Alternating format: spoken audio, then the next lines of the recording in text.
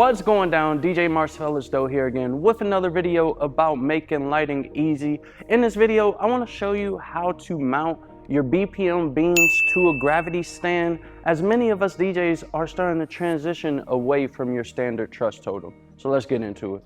As you may know, with many of our movers, they come with two mounting posts. So that's why something like this Pro X speaker stand works perfectly for something like the Aurora 1915s or the MH150s. But the BPM-Beams only have one mounting point, so we need to do those slightly different. So myself, I find it easier to go ahead and mount on your bracket first before you put your mover on, because once you put your mover on, it's kind of hard to get access to the screw to then turn it down, and with the length it's pushing up against the mover. So I'm gonna screw this down real quick.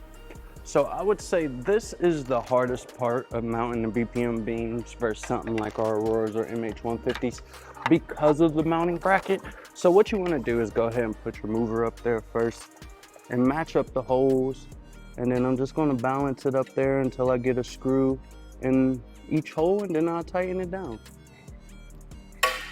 So we dropped one screw right there, but we're fine. I'm just going to make sure we get a screw in there to secure it down.